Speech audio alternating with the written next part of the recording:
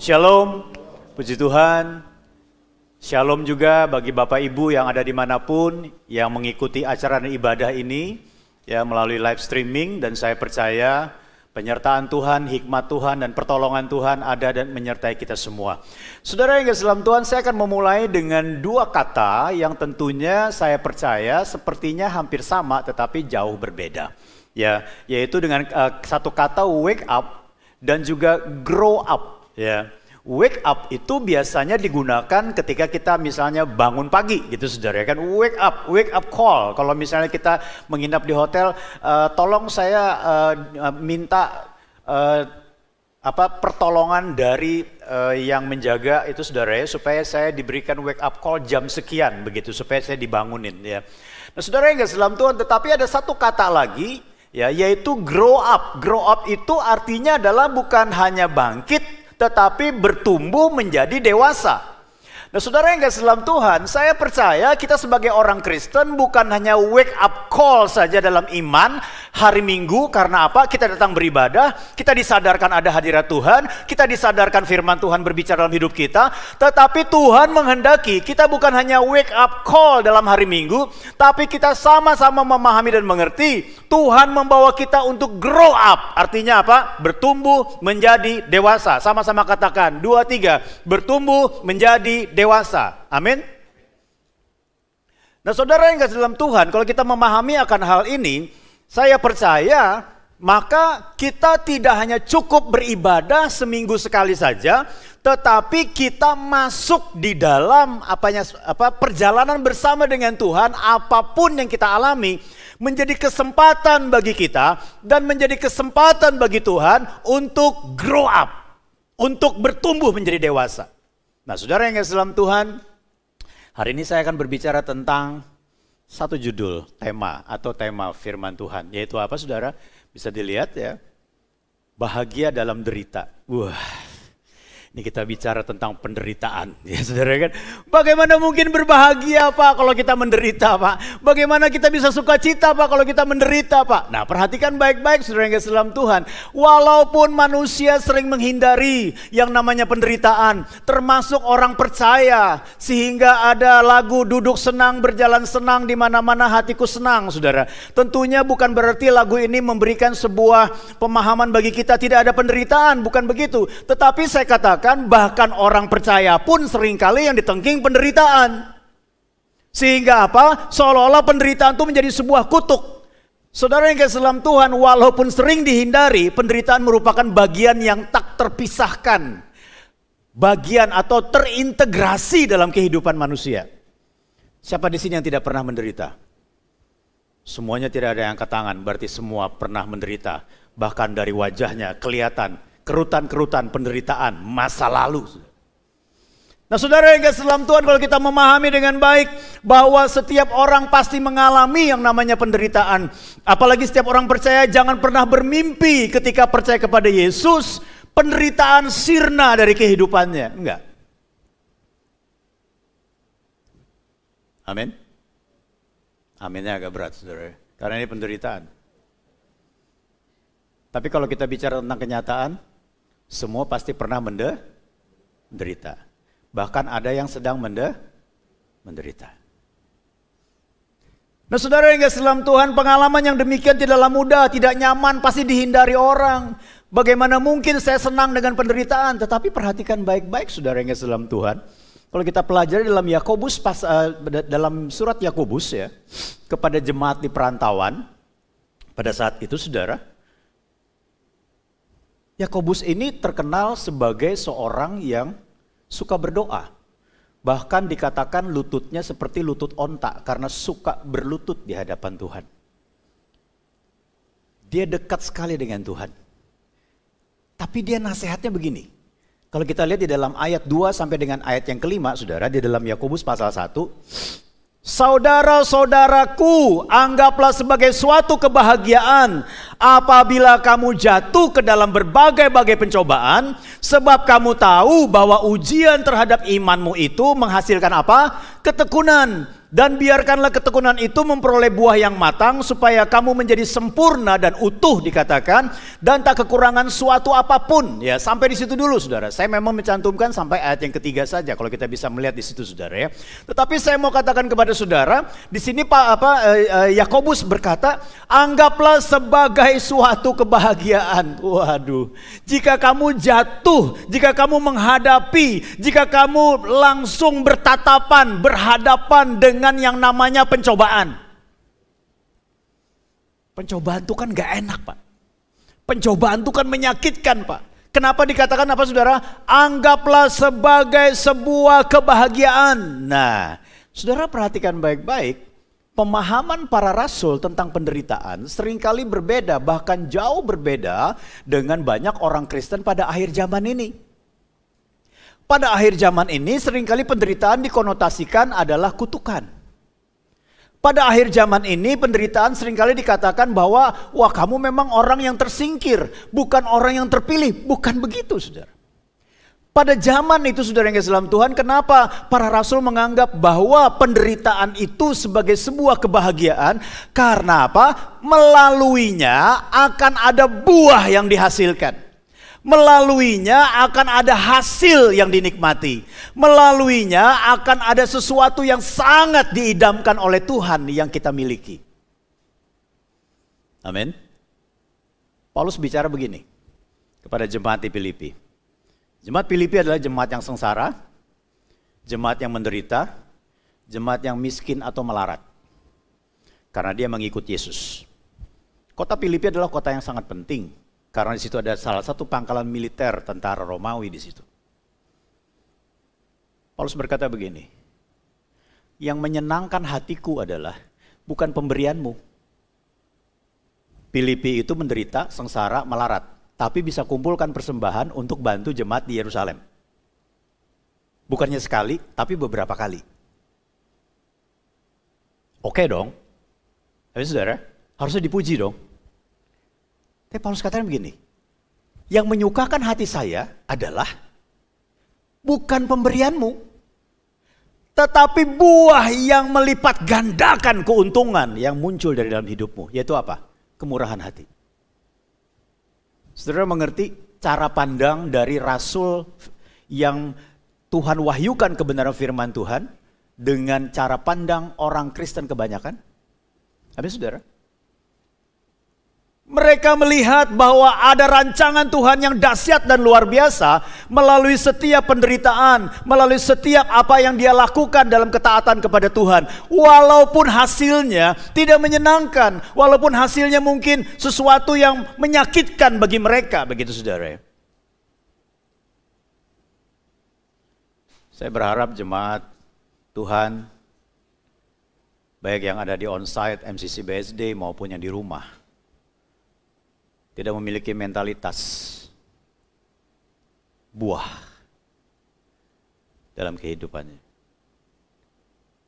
Milikilah mentalitas buah. Maksud saya begini, jangan memiliki mentalitas gampangan. Milikilah mentalitas seorang yang mau berbuah. Nah saudara yang kasih dalam Tuhan, kalau kita bisa melihat di sini, ayat-ayat di atas memberikan gambaran kepada kita bahwa penderitaan itu selayaknya disikapi dengan sukacita. Kenapa? Ternyata penyebabnya adalah bukanlah penderitaannya. Makin menderita makin rohani, enggak. Amin. Ini adalah gambaran dari orang-orang yang beraskase. Semakin menderita, dia pukuli, dicambukin dirinya, lalu dia naik tangga gereja Saint Peter di Roma itu saudara, naik tangga dengan lututnya, bahkan mungkin kepala di bawah, tangan di bawah, kakinya di atas. Kalau dia berhasil naik sampai ke atas, berarti dia memiliki tingkat rohani yang lebih tinggi, dekat dengan Tuhan. Bukan masalah itu. Bukan masalah beratnya penderitaan. Tetapi Yakobus katakan, tetapi apakah melalui penderitaan itu ada buah yang dihasilkan? Nanti kita akan lihat buah apa. Nah saudara yang kasih dalam Tuhan, ternyata penyebabnya bukanlah penderitaan tetapi buah yang dihasilkan ketika masuk ke dalamnya. Memang ketika mengalaminya sulit meresponinya dengan sukacita. Mari kita lihat ketika mengalami penderitaan, perhatikanlah hal-hal ini. Yang pertama adalah penyebab penderitaan. Telusuri penyebabnya. Prinsipnya sama, dokter tidak akan pernah bisa tidak bisa memberikan tindakan, tidak bisa memberikan obat yang tepat, tidak bisa memberikan terapi yang tepat, saudara, kalau dia tidak tahu penyebabnya. Telusuri penyebabnya. Nah, di sini saya mengusulkan tiga hal di dalam ibadah kita hari ini. Ada 3 penyebab dari penderitaan. Yang pertama adalah sifat-sifat manusia yang berdosa. Kalau saudara nanti di rumah, saudara bisa pelajari dalam Mazmur 107 ayat 4 sampai dengan ayat 18, saudara akan menemukan beberapa penyebab. Jiwa lemah dan lesu bisa mengalami yang namanya penderitaan. Yang kedua, karena memberontak kepada Allah. Yang ketiga, karena apa saudara? Karena sakit, karena dosa dan pelanggaran. Ya, jadi sifat-sifat manusia yang berdosa membuat dia masuk ke dalam penderitaan.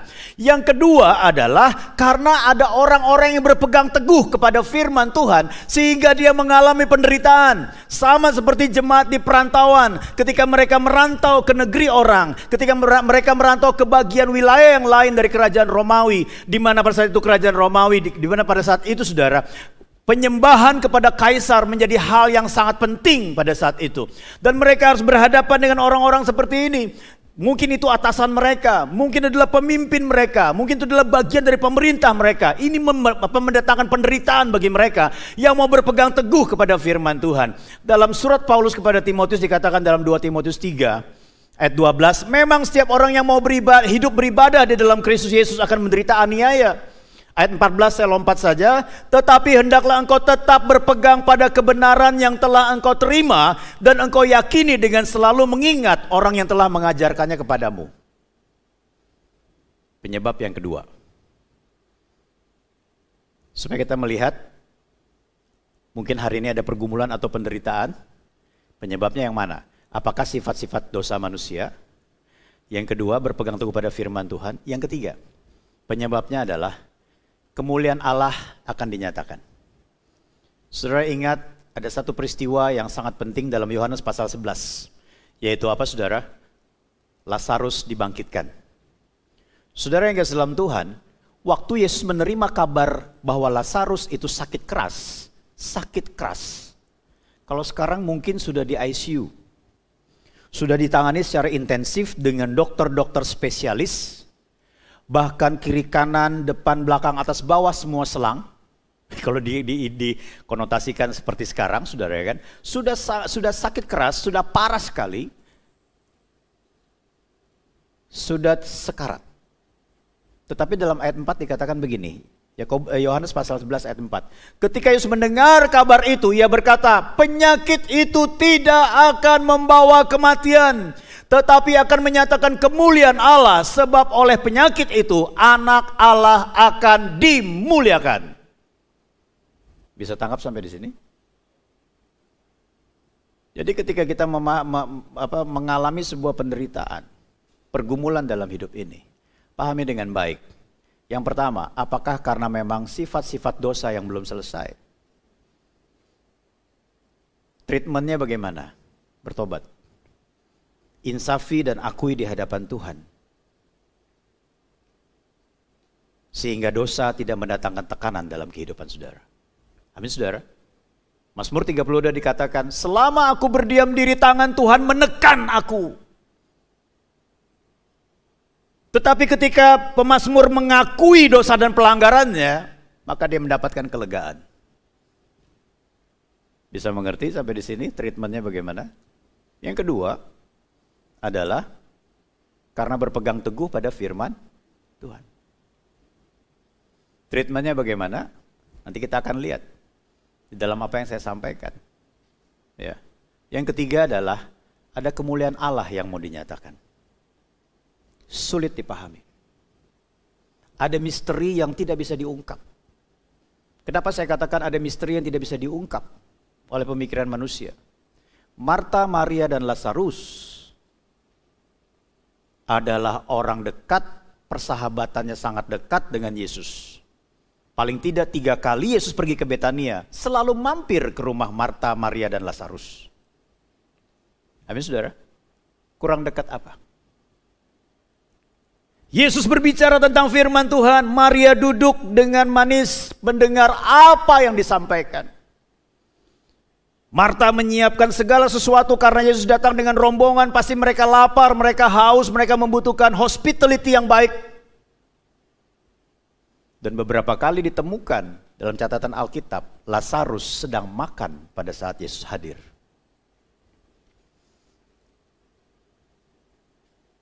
Tapi Lazarus sakit.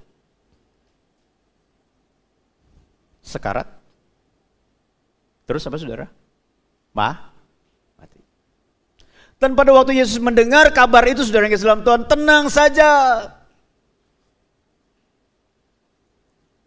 Penyakit itu tidak mendatangkan kematian. Bahkan apakah Yesus langsung sembari berbicara seperti itu, langsung dia kemasi barang, ayo para murid kita pergi ke sana supaya kita bisa memberikan pertolongan kepada mereka. Mereka yang sedang berduka, kemudian kita hiburkan. Yesus katakan apa? Kita tinggal di sini beberapa hari lagi.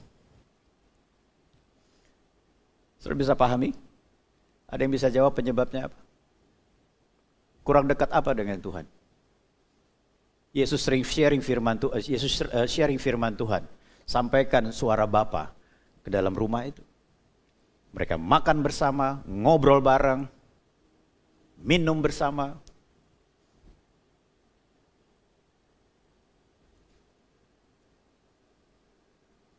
Terkadang begini ya,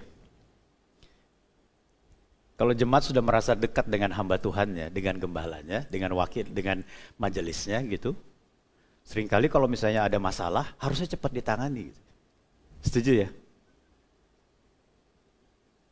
Kan kita sering telepon-teleponan, Pak. Kok saya minta didoain saja, kayaknya berat banget Bapak, jadwalnya penuh banget. Saudara kan? Ada yang kayak gitu saudara? Enggak ada sini saudara kan? Karena gembala saudara jalan semua kan? Ya kan? Wakil gembala juga jalan terus kan? Semua ya, tiap hari ya. Ya, komsel di home juga oke, doain segala macam. Wah sip, mantap. Kebanyakan gereja di luar. Entah di Uganda, saudara kan, entah di Nigeria, saya nggak ngerti. Ya, kan begitu. Apalagi kalau jemaat itu sudah melakukan sesuatu yang sangat penting buat gereja. Entah dia menyumbang gereja, entah dia membantu dalam hal apapun kebutuhan gereja. Pasti kalau telepon, Pak boleh datang ya Pak? Sebentar ya Pak, saya lihat jadwal dulu. Wah ini di ICU Pak, entar dulu. Kira-kira gimana Saudara? Kecewa gak? Enggak, karena kita sudah ikut encounter dan empower. Enggak kecewa Pak. Ya kan? Yesus, waktu ada orang kirim kabar sampai ke sana, orang itu adalah saksi sebagai yang melihat kenyataan itu, saudara, bicara Yesus bilang, enggak. Tidak akan membawa kematian. Dan tunggu dulu. Jangan langsung pergi. Saya percaya kalau saudara ketemu dengan gembala yang demikian. Dan ketika dia datang, keluarga saudara kita sudah meninggal. Saya percaya saudara akan berpikir minimal terlintas dalam pemikiran saudara, cari gereja lain. Atau paling tidak, ini hamba Tuhan cap apa ini?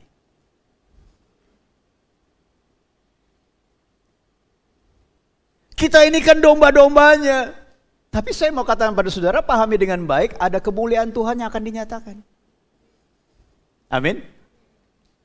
Makanya saya mau katakan pada saudara, boleh kita undang hamba Tuhan datang ke rumah, mendoakan yang sakit, menjamah yang sakit dan sebagainya saudara. Tetapi pahami dengan baik, ada kalanya Tuhan mau berurusan secara pribadi dengan kita. Untuk apa? Memperkenalkan dirinya bahwa dia adalah Tuhan yang dapat diandalkan. Katakan amin. Sehingga kita tidak gampang kecewa dengan manusia. Kita tidak gampang kecewa dengan hamba-hamba Tuhan. Tidak gampang kecewa dengan pemimpin-pemimpin rohani. Karena apa? Karena kehadiran Tuhan yang menyatakan kemuliaannya jauh lebih penting dari segala-galanya. Amin. Sehingga kita bisa menyadari bahwa dalam segala sesuatu yang kita hadapi, kita tetap bisa bersuka cita. Kalaupun manusia dalam keterbatasannya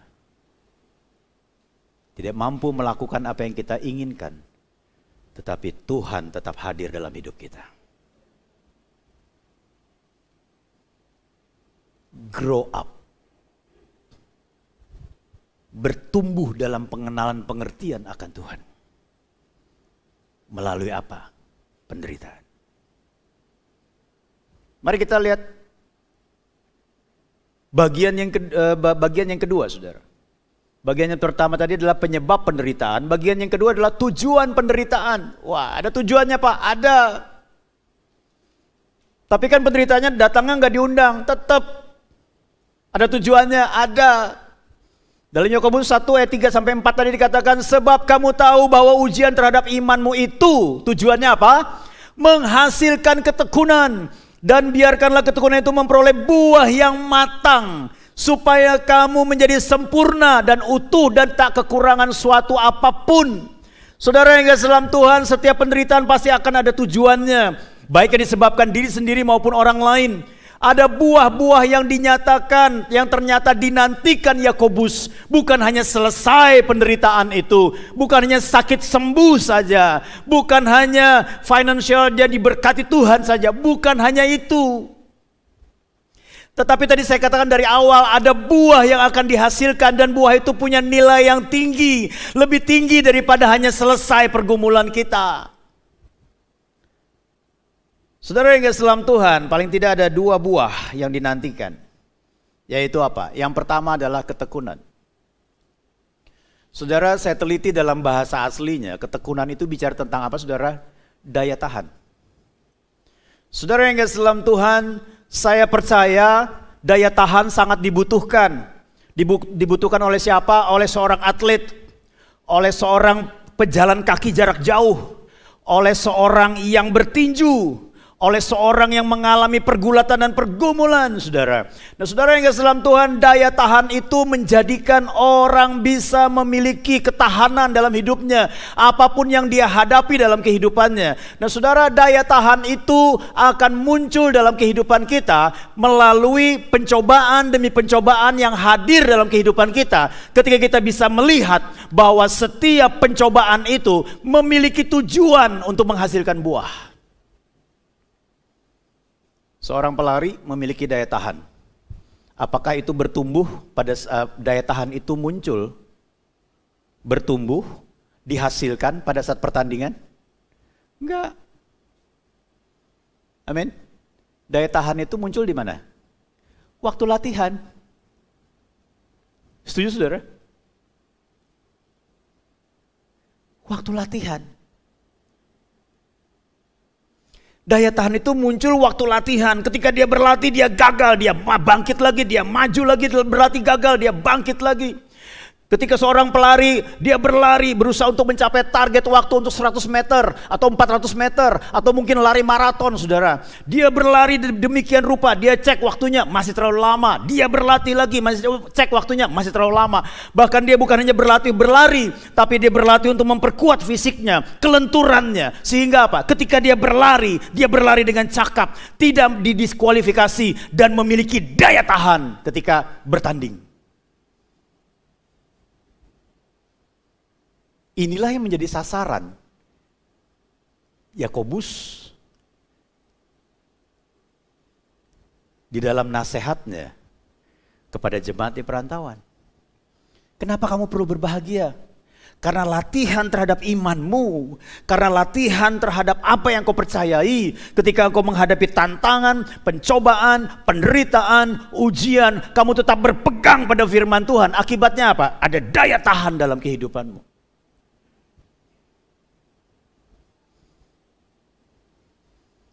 Amin. Ketika kita mengalami penderitaan, sibuk cari kambing hitam, saudara berarti sedang membangun diri yang rapuh. Karena sibuk menyalahkan orang. Apalagi menyalahkan Tuhan. Pahami dengan baik saudara. Bahwa ketekunan itulah yang mau dihasilkan. Dan perhatikan baik-baik ya. Ketika ketekunan itu dihasilkan, maka buahnya adalah kedewasaan. Sebuah tanaman yang menghasilkan buah, tanaman yang berbuah akan disebut dewasa ketika dia berbuah. Tanaman yang berbunga disebut dewasa ketika dia berbunga. Tanaman yang tidak berbuah dan tidak berbunga disebut dewasa ketika dia menunjukkan ciri khas dan juga keindahannya. Setuju gak? Termasuk bonsai. Bonsai ada yang berbuah, ada yang enggak. Dan lebih banyak yang tidak berbuah. Tetapi ketika dia sudah menunjukkan urat-urat kayu yang sepertinya begitu tua, padahal pendeknya segini saudara, itu nilainya bisa ratusan juta. Kenapa? Ketika pohon itu memang bukan pohon buah dan bunga, dia akan disebut dewasa ketika dia menunjukkan ciri khas dan keindahannya. Ketika pohon itu adalah pohon yang berbunga, dia disebut dewasa ketika dia memunculkan bunga yang diidam-idamkan. Dan ketika pohon itu adalah pohon buah, dia akan disebut dewasa ketika dia berbuah. Amin saudara. Kedewasaan bukan terletak dari pengetahuan. Kedewasaan bukan terletak dari seberapa banyak yang saudara miliki dari segala wawasan itu. Tapi kedewasaan itu muncul keindahan demi keindahan dari hidup kita yang bisa dinikmati oleh orang lain. Amin. Boleh belajar firman? Harus. Ikut encounter, empower, excellent? Harus. Itu salah satu asupan bagi kita untuk menjadi dewasa di dalam Tuhan. Amin. Inilah goal yang dinantikan oleh Yakobus. Yang pertama ketekunan, yang kedua adalah kedewasaan. Sehingga dikatakan apa? Sempurna, utuh dan tidak kekurangan suatu apapun.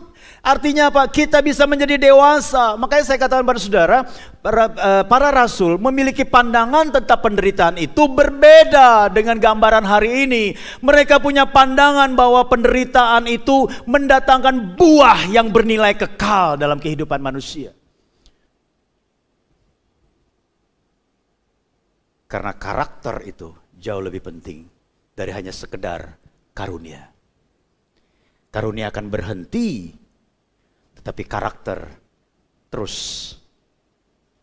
sampai kepada kekekalan. Amin saudara. Saudara yang kasih dalam Tuhan, yang ketiga adalah hikmat dalam penderitaan. Yakobus 1 ayat yang kelima. Dikatakan demikian, tetapi apabila di antara kamu ada yang kekurangan hikmat, hendaklah ia memintakannya kepada Allah yang memberikan kepada semua orang dengan murah hati dan dengan tidak membangkit-bangkit, maka hal itu akan diberikan kepadanya. Saudara yang kasih dalam Tuhan, hikmat ini artinya adalah, saya menemukan di dalam teks aslinya, saya mencoba memahami dan juga merenungkan artinya itu supaya bisa dibahasakan secara mudah kepada jemaat. Hikmat itu dalam bahasa Yunani gunakan kata Sophia. Ya, saya bikin seperti terjemahan bebas saja, yaitu apa? Seni atau kemampuan menggunakan kebijaksanaan, wawasan, dan keterampilan. Seni atau kemampuan menggunakan kebijaksanaan, wawasan, dan keterampilan. Sehingga apa? Menghadapi segala sesuatu, kita bisa menyadari pengetahuan mana yang cocok yang kita bisa lakukan. Kemudian juga hal apa yang perlu kita bisa lakukan, kita katakan. Karena apa? Karena kita memiliki hikmat. Yaitu apa? Kemampuan untuk menggunakan apa? Kebijaksanaan, wawasan, dan keterampilan. Nggak mungkin dong saudara mau bikin kue, saudara gunakan keterampilan montir. Nggak mungkin saudara. Kecuali memperbaiki mixer untuk ngocok telurnya, itu bisa kemampuan montir. Tapi untuk bikin kue, saudara harus menggunakan hikmat seorang pembuat kue. Setuju saudara ya kan? Nah seperti itu. Ya. Banyak kali penderitaan tidak menghasilkan buah, sehingga orang tidak bisa bertekun, bahkan tidak sampai menghasilkan buah dalam kehidupannya. Karena apa? Karena tidak mengerti. Karena tidak mengerti apa yang terjadi, apa tujuannya, dan tidak mengerti apa yang harus dilakukan. Makanya di sini dikatakan dalam Amsal 9 ayat 10 dikatakan permulaan hikmat adalah takut akan Tuhan dan mengenal yang Maha Kudus adalah pengertian.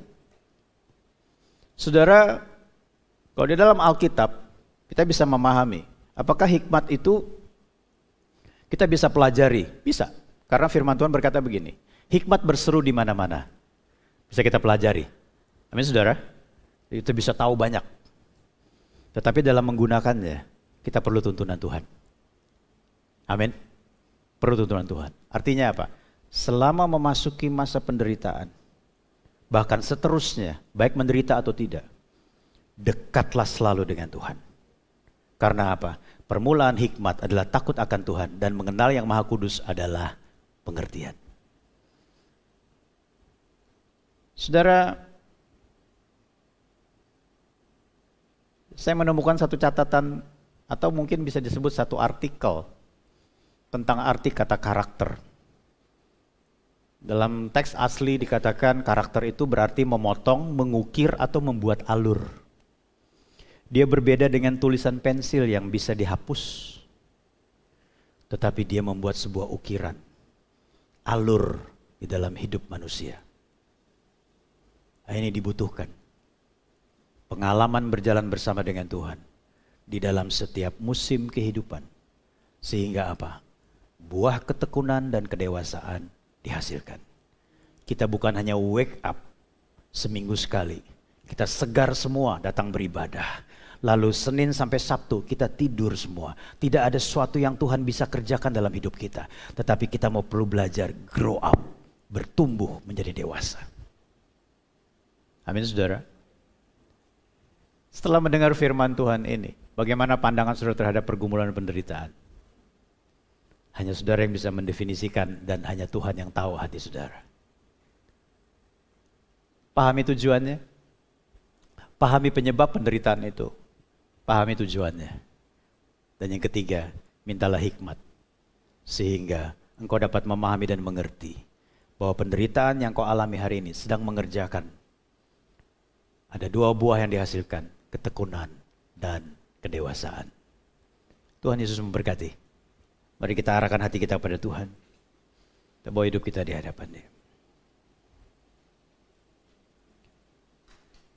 Terima kasih Bapa di surga. Terima kasih Tuhan. Terima kasih Tuhan Yesus.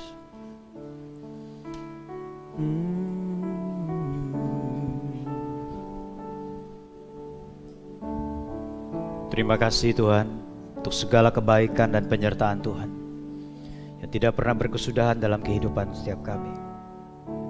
Ajar kami memahami dalam setiap musim kehidupan ada Tuhan yang sedang mengerjakan sesuatu dalam diri kami. Terima kasih. Aku punya Tuhan yang besar, yang telah berjanji dan sanggup menggenapi. Imanku bersepakat percaya kuasa-Nya. Ku terima sekarang kemenangan darimu. Mari kita berdiri bersama-sama. Aku punya Tuhan yang besar, yang telah berjanji dan sanggup menggenapi. Imanku bersepakat percaya kuasa-Nya. Ku terima sekarang kemenangan darimu. Mari kita buka tangan kita kepada Tuhan. Katakan bersama. Aku punya Tuhan yang besar, yang telah berjanji dan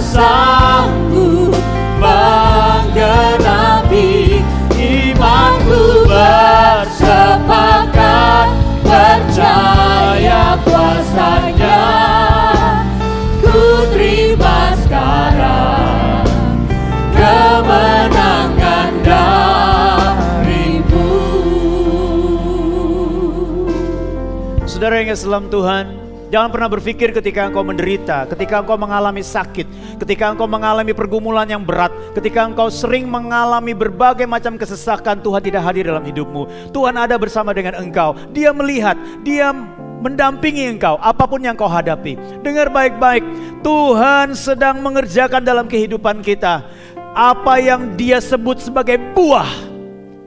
Tetapi pahami dengan baik, apakah ada penyebab yang memang disebabkan oleh diri kita sendiri.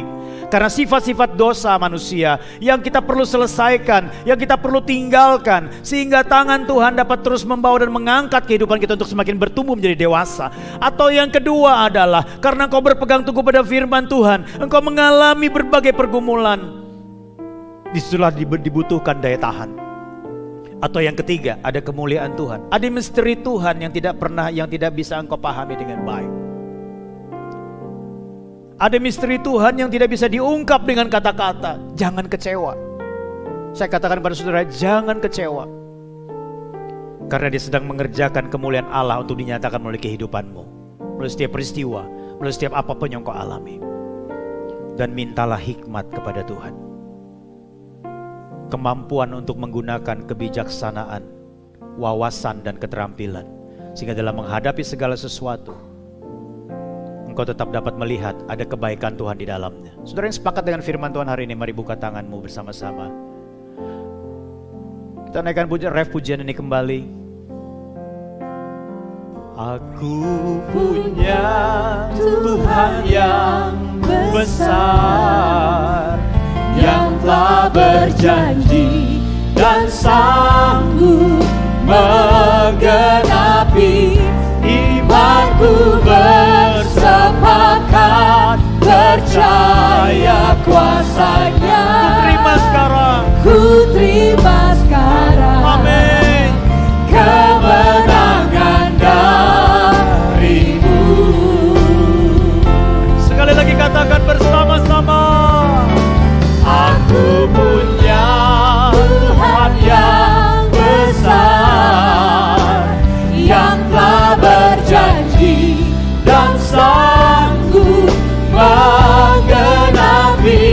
Imanku bersepakat percaya kuasa-Nya. Ku terima sekarang kemenangan darimu. Imanku bersepakat, imanku bersepakat percaya kuasa-Nya. Ku terima sekarang kemenangan darimu. Saudara sepakat dengan firman Tuhan hari ini, tetap buka tanganmu di hadapan Tuhan Bapa di surga. Engkau melihat setiap tangan yang dibuka pada hari ini Tuhan. Biarlah ini merupakan gambaran dari hati yang terbuka akan firman-Mu ya Bapa. Di dalam kehidupan ini ada banyak hal yang Kau perhadapkan bagi kami ya Tuhan, termasuk penderitaan. Kami percaya Bapa, Engkau adalah Tuhan yang mendampingi kami. Engkau adalah Tuhan yang telah melepaskan kami dari kutuk. Tetapi di dalam mengerjakan hidup kami Bapa, Engkau bisa memakai media apapun sehingga itu menyempurnakan, bahkan membuat hidup kami menjadi berbuah, bertekun, dan juga menjadi dewasa sesuai dengan apa yang Kau kehendaki. Terima kasih Bapa di surga. Ajar kami Tuhan untuk melihat bahwa segala sesuatu yang kami alami, Tuhan tidak pernah tinggalkan kami. Ada penyertaan Tuhan, ada maksud Tuhan dalam hidup kami. Beri kami kekuatan untuk memahaminya. Beri kami hikmat Bapa di dalam nama Yesus Kristus. Jika ada dosa, ada sifat-sifat dosa yang menyebabkan penderitaan itu terjadi Tuhan, ampuni dan kuduskan di dalam nama Yesus Kristus. Sehingga Tuhan, penyucian pengudusan-Mu itu Bapa melahirkan kasih karunia yang mendatangkan kekuatan bagi kami untuk melalui penderitaan itu. Terima kasih Bapa di surga. Dan biarlah Tuhan Kau kuatkan kami untuk tetap bertekun memegang firman-Mu, sehingga kami boleh tetap didapati sebagai orang yang memiliki daya tahan, ketekunan, bahkan berbuah menjadi dewasa. Terima kasih Bapa di surga. Kami memohon hikmat-Mu Tuhan kiranya turun atas kehidupan kami semua. Kami membutuhkan kemampuan, Kami membutuhkan kecakapan untuk menggunakan setiap kebijaksanaan, wawasan, dan juga keterampilan kami untuk menghadapi penderitaan kami, sehingga kami boleh keluar sebagai pemenang seturut dengan rancangan kehendak-Mu. Namun kami juga tetap takut akan Tuhan dan dekat dengan Engkau ya Bapa, sehingga penderitaan tidak membuat kami jauh dari Tuhan, tetapi jadi daya dorong bagi kami untuk semakin dekat dengan Tuhan. Terima kasih Bapa di surga. Turunkan tangan saudara. Kami berdoa Tuhan untuk bangsa dan negara kami. Kiranya ada tangan penyertaan Tuhan hadir dalam bangsa ini. Kami telah melalui masa pandemik. Walaupun hari ini ada masa transisi yang dijalani dari pandemik menjadi endemik, tanpa mengurangi kehati-hatian kami dan pelaksanaan protokol kesehatan. Kami percaya Tuhan menetralisir bangsa kami dari segala pandemik di dalam nama Yesus. Ada tangan penyertaan Tuhan yang memberkati bangsa ini Bapa. Kami juga berdoa untuk pemerintahan bangsa ini Tuhan. Kiranya Engkau terus berikan hikmat kepada Presiden, Wakil Presiden, dan jajaran para menteri, bahkan mereka yang mengambil keputusan secara strategis untuk menjalankan bangsa ini Tuhan. Kiranya hikmat dan pertolongan Tuhan, tudung ilahi menyertai mereka di dalam nama Yesus. Kami juga berdoa untuk MCC. Ada tangan penyertaan Tuhan senantiasa hadir dalam gereja-Mu di keempat wilayah. Hamba-hamba-Mu sebagai gembala-gembala wilayah memiliki hikmat dan pengurapan Roh Kudus untuk mengembangkan gereja-Mu menjadi gereja yang menjadi jawaban bagi banyak orang, bahkan lingkungan sekitarnya. Hadirlah Tuhan, semarak-Mu di dalam gereja-Mu di dalam nama Tuhan Kristus. Tangan Tuhan hadir dan menyertai. Kami juga berdoa untuk jemaat yang sakit hari ini dimanapun mereka berada. Kiranya jamahan Tuhan, kuasa Tuhan hadir, melawat, menjamah, dan memulihkan, menyembuhkan di dalam nama Yesus Kristus. Kami juga berdoa Bapak untuk gembala sidang dan juga rombongan yang sedang melayani di luar negeri Tuhan. Kami percaya ada tangan penyertaan Tuhan, pemeliharaan Tuhan hadir dalam kehidupan mereka. Engkau memberkati kesehatan mereka. Engkau menyertai dan melingkupi kehidupan mereka dengan perlindungan malaikat Tuhan. Baik selama berada di tempat pelayanan, di kota-kota yang dikunjungi, dan kembali pulang ke Indonesia. Kami percaya pemeliharaan Tuhan sempurna di kehidupan mereka. Terima kasih Bapa di surga, terpujilah nama-Mu. Kami percaya Engkau hadir dan menyertainya. Terima kasih Tuhan Yesus, terpujilah nama-Mu. Berdoa untuk seluruh jajaran Penatua, gembala-gembala wilayah, pengurus sidang jemaat Tuhan. Ada berkat, hikmat, pertolongan Tuhan menyertai semuanya, sehingga MCC terus bertumbuh dan memuliakan Kristus. Kekasih Kristus, arahkan hatimu kepada Tuhan. Terimalah berkat. Biarlah damai sejahtera daripada Allah Bapa, cinta kasih daripada Tuhan Yesus Kristus, dan persekutuan dengan Roh Kudus menyertai kita dari saat ini sampai selama-lamanya. Dalam nama Bapa, Putra, dan Roh Kudus, dalam nama Tuhan Yesus kami berdoa. Yang percaya katakan amin. Tuhan Yesus memberkati.